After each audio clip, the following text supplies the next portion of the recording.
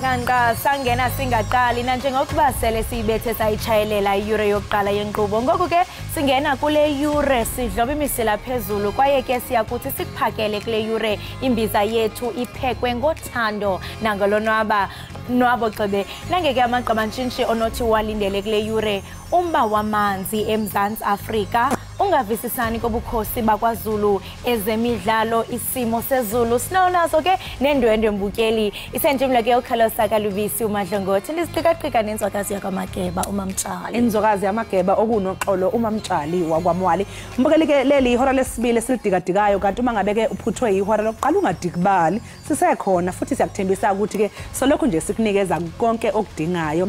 Omunye usisi ke wembukeli uthi wake wathi evakashele uboyfriend sekumele phela ukuthi kudliwe ubhuti wathi yo babe sebekhile endlini enkulu mamazi ayi sesodla kusasa please be strong for me.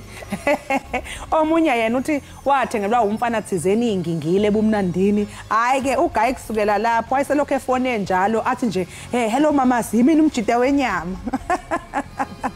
Hayi ke mbukeli njengamanje ake sibheke indaba ehamba phambili kuleli hora.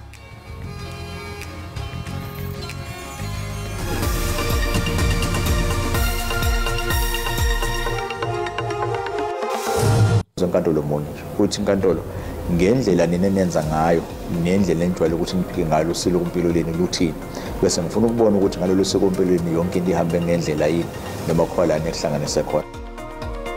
Uyaqhubeka namhlanje umbango wesikhundla sengonyama yesizwe samaZulu kanti labo wabese kumntwana uSimakade Zulu bathi banazi izathu ezibambekayo zokuthi kube uyena nomthebe wesizwe.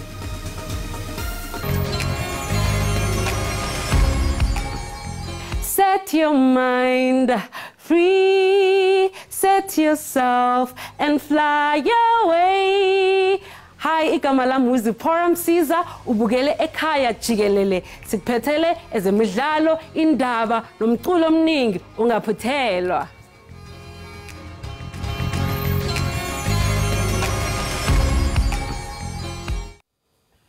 Idabi lokulwela isihlalo sobukhosi bamaZulu kulindeleke liqhube namhlanje kwinkundla ephakamileyo yomntla eGauteng.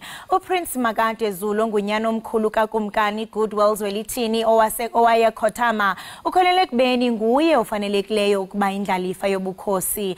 Abaxhasi bakhe kwindlu yobukumkani bamaZulu baqinisekile ukuba banazo izizathu ezaneleyo zokuyisusa ikumkani esihlalweni.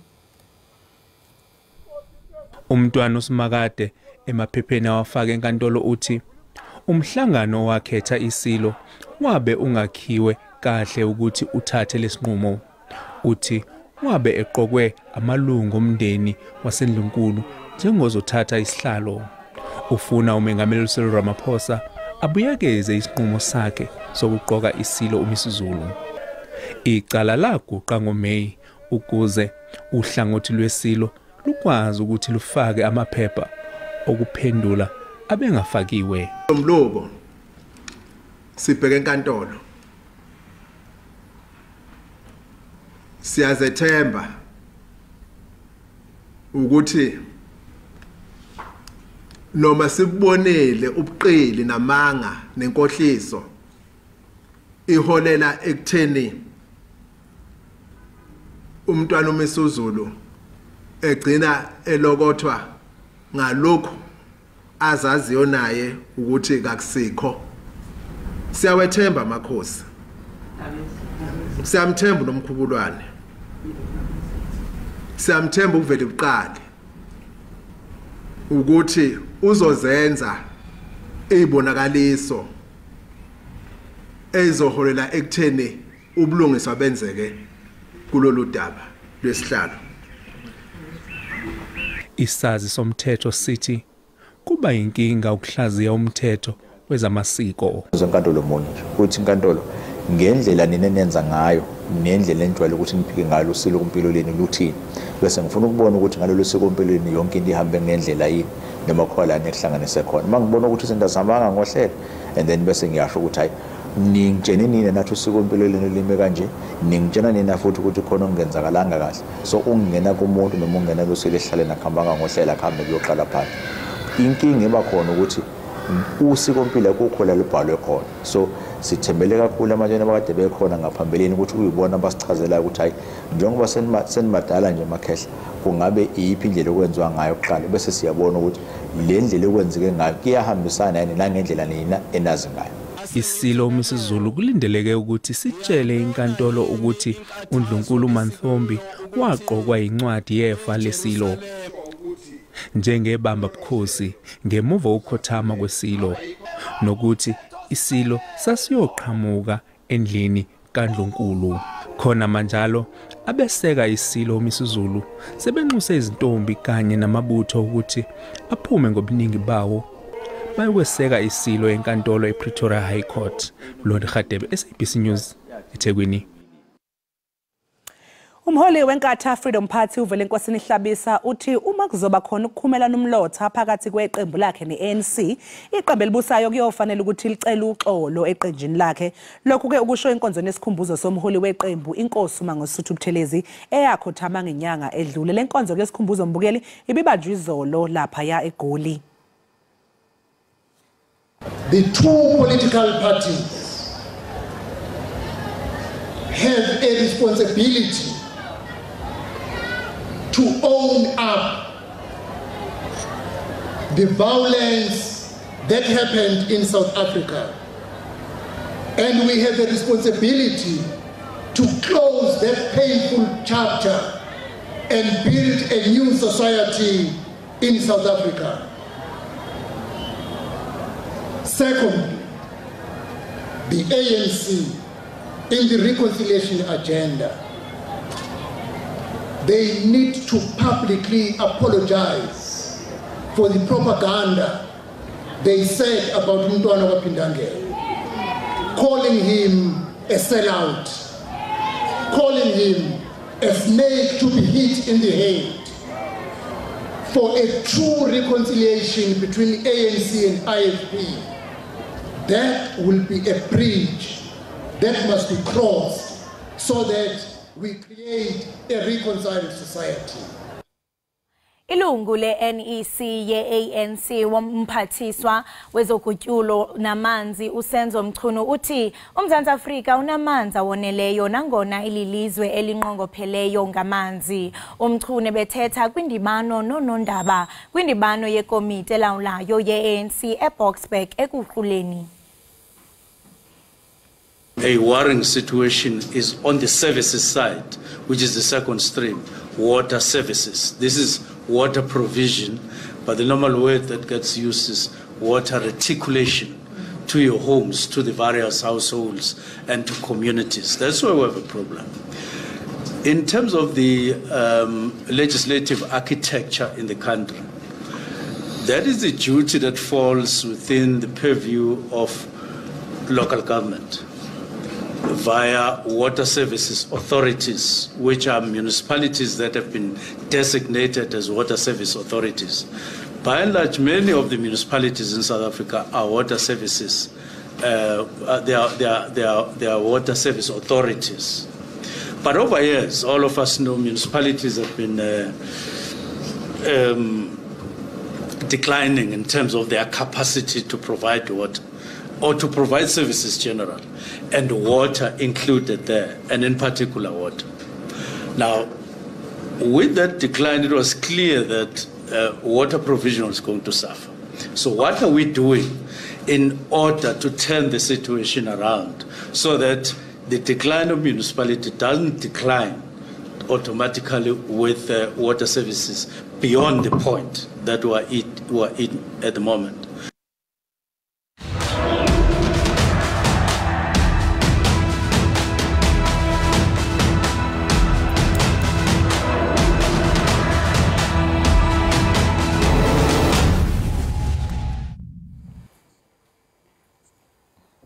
Umbuso wakwaSirayeli unalo lonke ilungelo lokuzivikela kunoma yikuphi ukuhlaselwa. Lokho ke ibingumyalezo wabantu abathi bayayixhasa iSirayeli. Ukubonisa inkxaso kwilizwe lakwaSirayeli, abantu abaphuma kwimibutho ehlukeneyo babuthelene bezokukhumbula abemi belalizwe abathe basweleka. Well, it's a strong gesture of solidarity. We can see people from all walks of life here, Jews, non-Jews, everybody came to express their support with the people of Israel, with the state of Israel, with the terrible victims of the terrible violence that took place, that were the massacres that were perpetrated on the people, on children, and so on. And this means a lot to us, and it means that the people of South Africa support Israel. I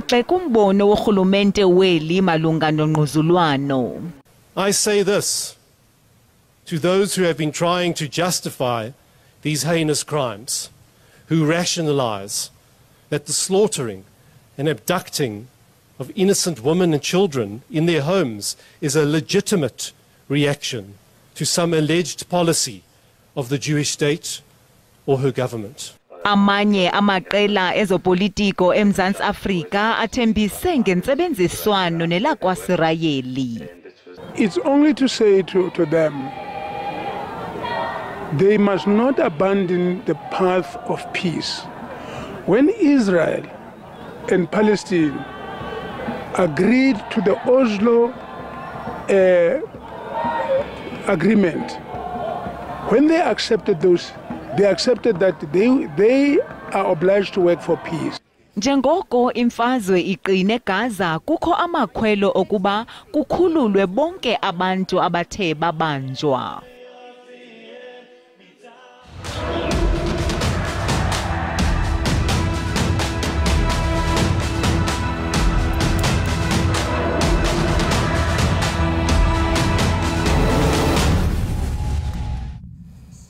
Ngaphambi kokuba niphume bakubukeli niye kwindawo ngendawo qinisekani ngalokho into yokubana nixhobisekile ngesimo sezulu. Kodwa ke mbukeli mandiyithethe into yokubana kubalulekile kaloku xa uphuma uzothi thatha unomfragrance ukuze unuke kamnandi. Soba nodliwano ndlebe ke mbukeli sithetha ngazo ii-fragrances qiniseka into yokubana uphoswa. Kodwa ke rhabula ungafinci kuqikelelo lwemozulu.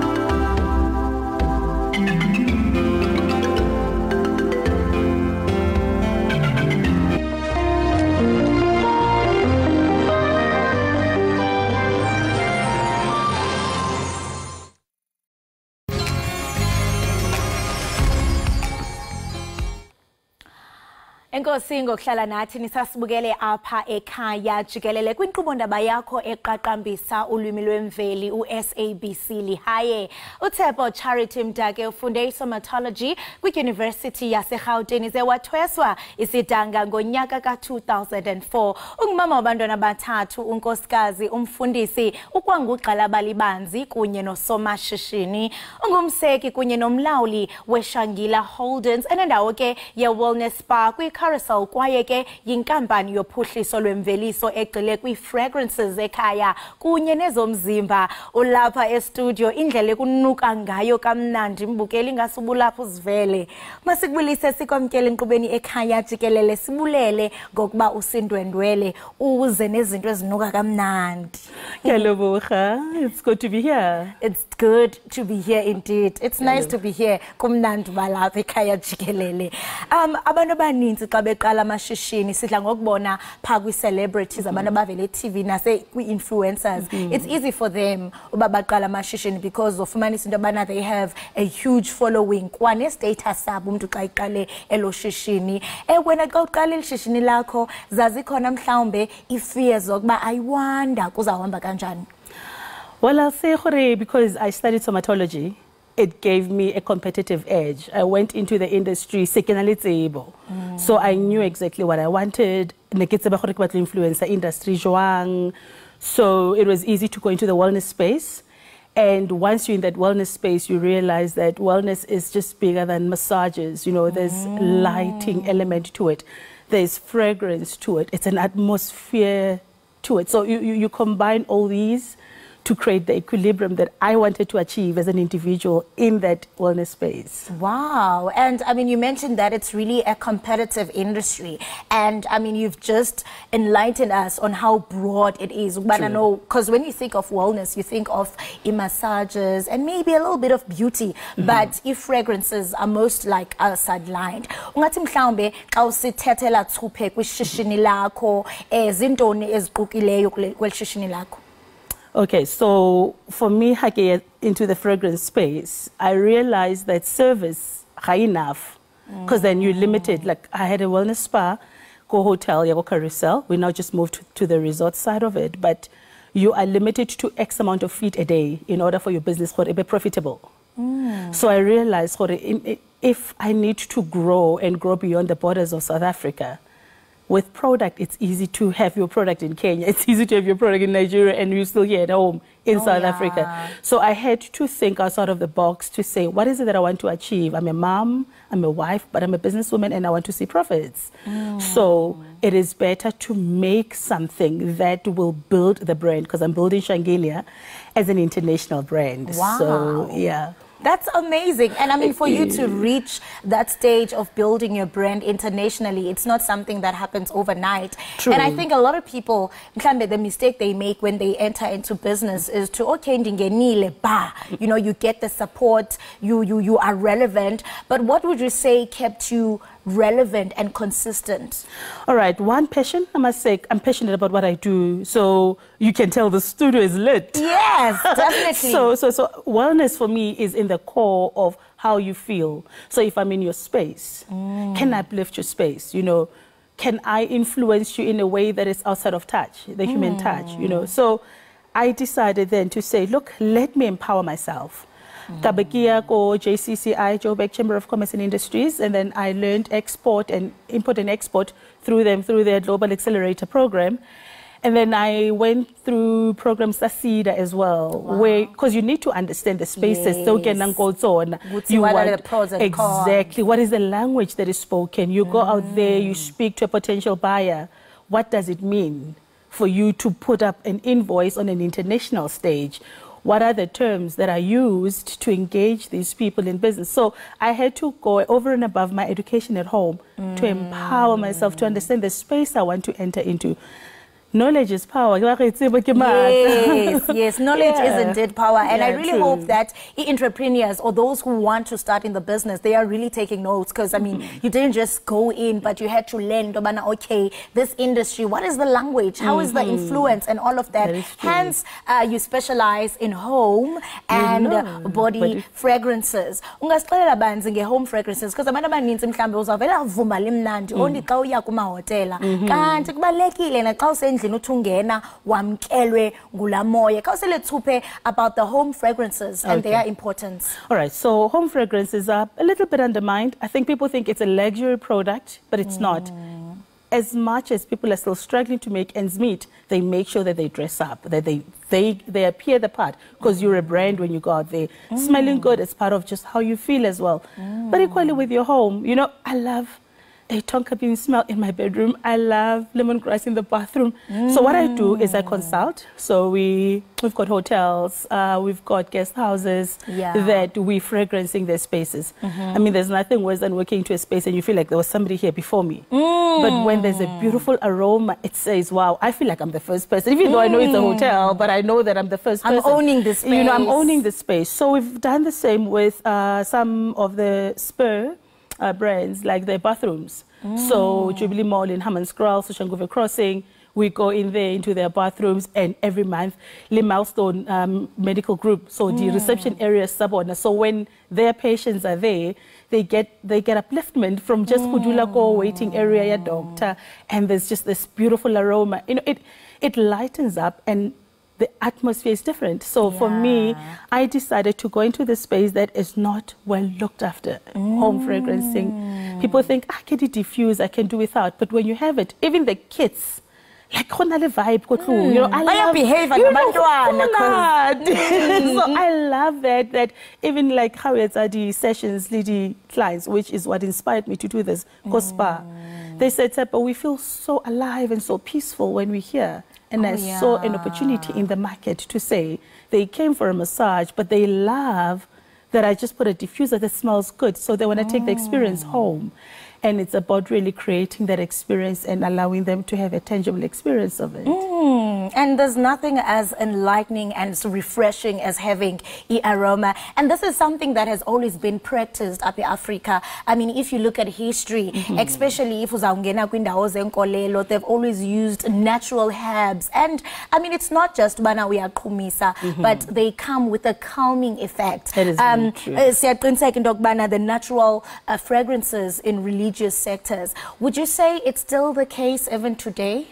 I would say so, because I said in my bio that I'm a pastor as well. You go to the book of Esther and you understood that they would have a year of preparation of being bathed in these essential oils. You know, a woman's beauty radiates when she's at her best.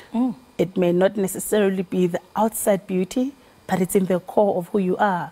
So when you take these essential oils and you bath in them, you have chamomiles, you have lavenders, you have frankincense, you've got all these oils. They actually give you that power as a woman to say, look, I can be here and I can own my space and I can be proud to be a woman. So on a religious side, it's very important. I know also with Islamic people, they would have camphor to put as a balm on a dead body. You know, so everything has a significance in its culture. But for me, it was about being there and making people feel alive. And that's why I'm in the space. Ndiyabona ke ngoku uba ngumama umfundisi ba hayi manje kudala ndizibuza ba ithini nalento yakho ndiyakubona ba usabu preacher even though uthetha nge fragrances but ndibhaqile lo element. And what did you say is the business like up in South Africa? We understand that the SA market for fragrances is growing, but it's dominated by imports.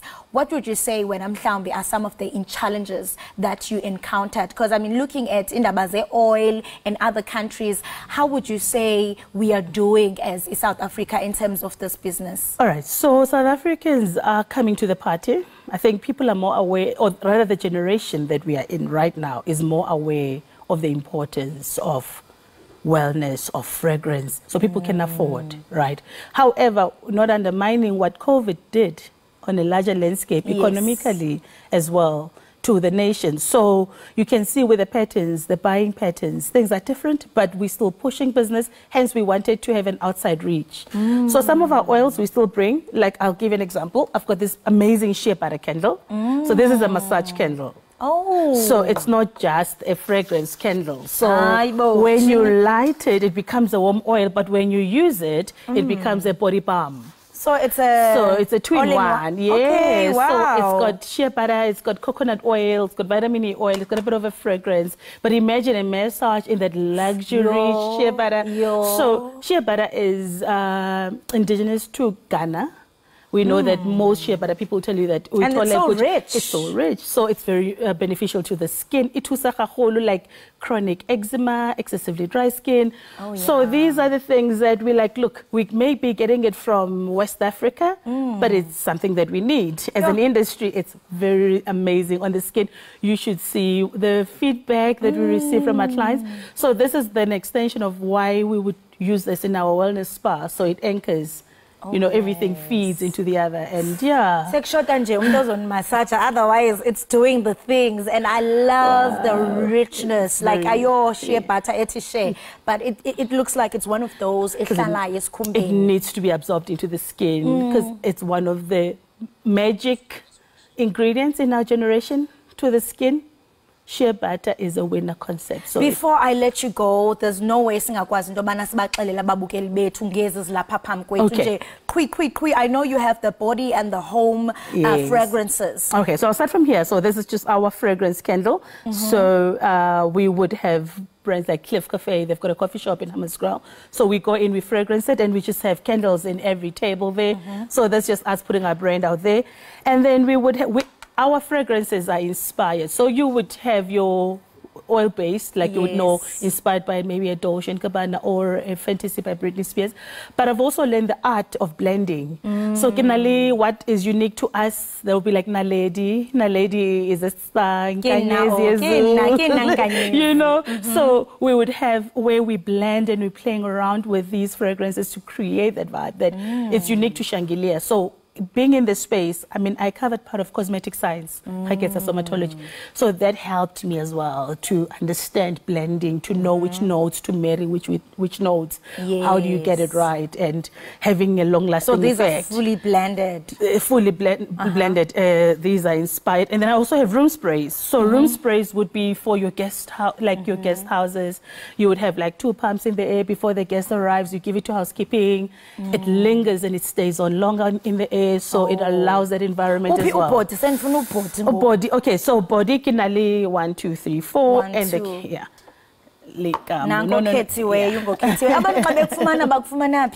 All right, so on Facebook it's Shangilia SA. Also on Insta it's Shangilia, capital S, capital A, like South Africa SA. And then we've got a physical pop-up store at Jubilee Mall in Hammanskraal. And we have a wellness spa as well, called Acacia Place at the Carousel. It's a resort. So that's where you get to physically try our products. But generally, so this you would have in your home. People are used to this kind of size diffuser. We've got refills for it. So this is tonka bean and vanilla, one of our best-selling ones. I wish I can just take the Then you would have these salts. These are 2-in-1 as well. I like 2-in-1 because value for money, you know. So you would have these salts as a home fragrance salt. So for 6 weeks, you would move it around from the linen drawer, underwear drawer, anywhere in the house, and then after that you take a bath. So these are definitely a must-have. Hey, thank you so much, and I'm so in love with this fragrance, sprayer, and it's so heavenly. Thank you so much.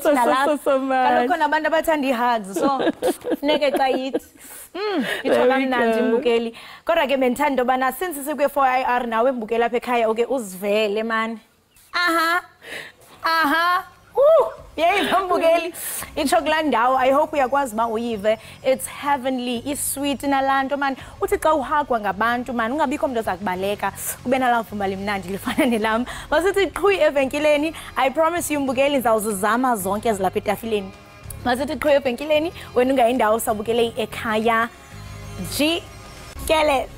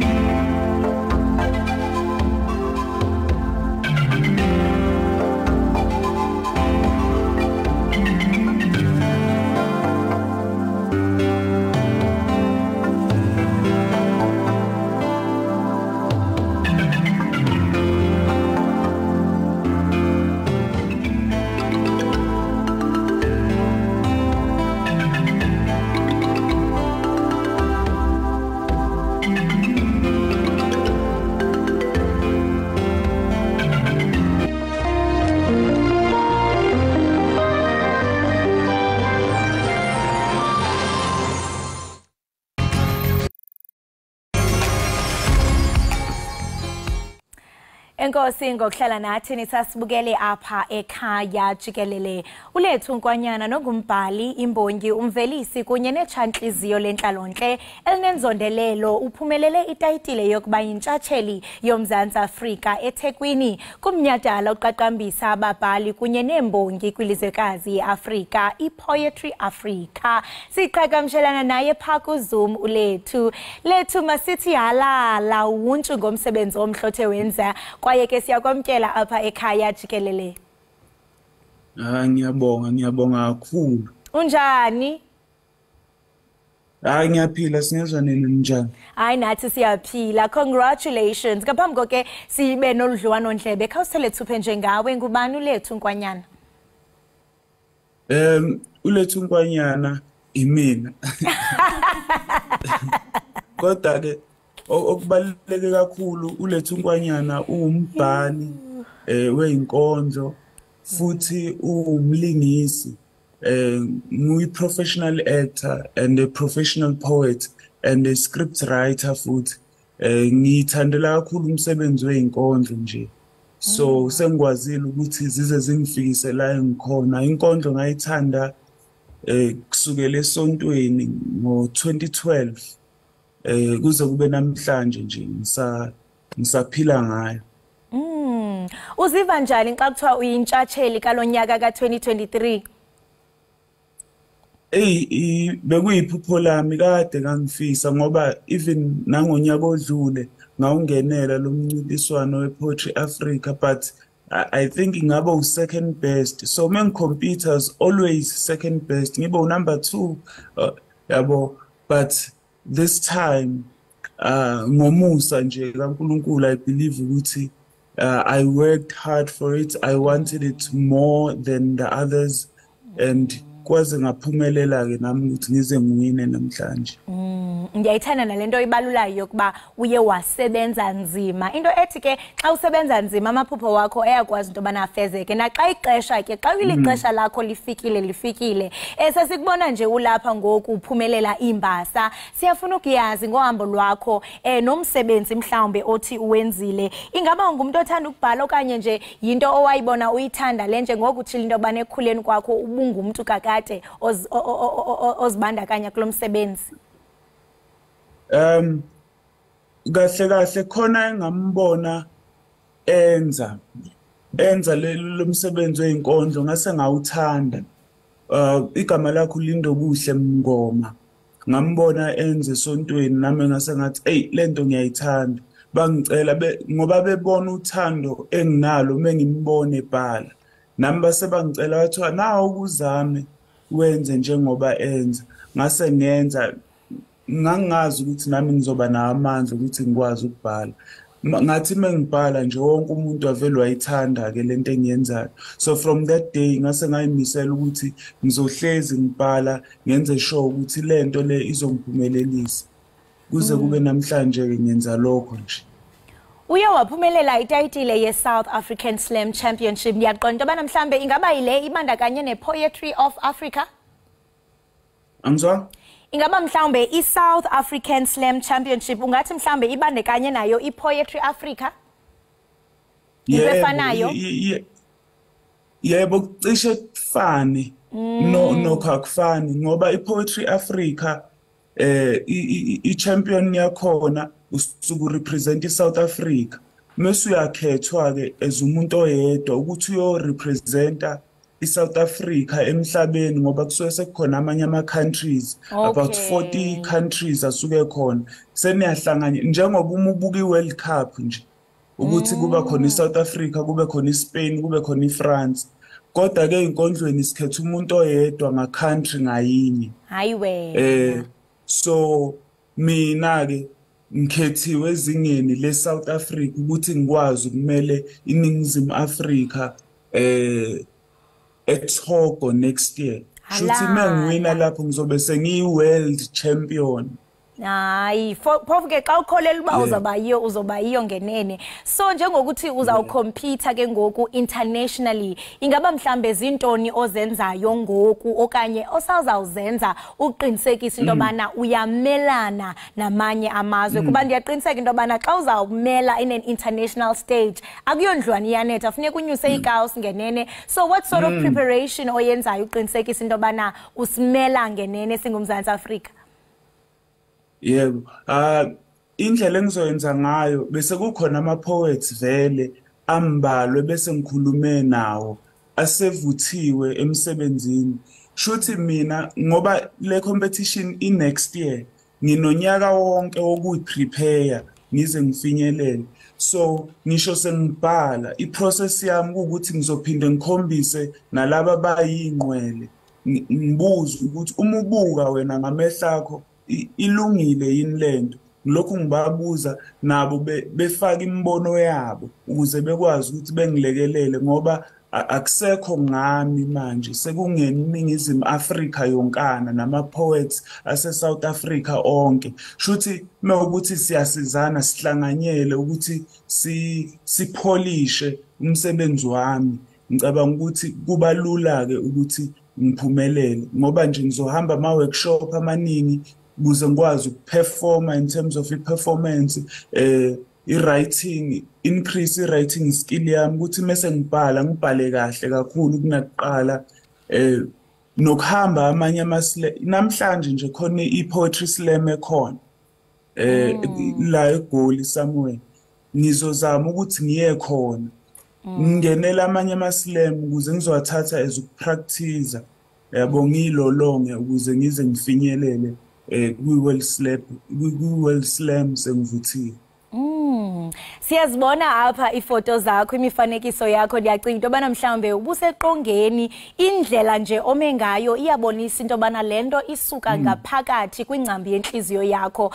Siyafuna uqonda into kubana sijonge umba okanye indima edlalwa zimbongi nemibongi eMzantsi Afrika.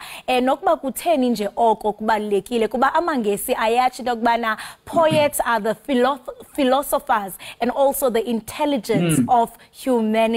Ungathi indima edlalwa nini nizimbongi apha eMzantsi Afrika ibaluleke kangakanani? Ngizoqala nje ngisho ukuthi khona omunye wayewusoma politiki wase Scotland ababethu Andrew Fletcher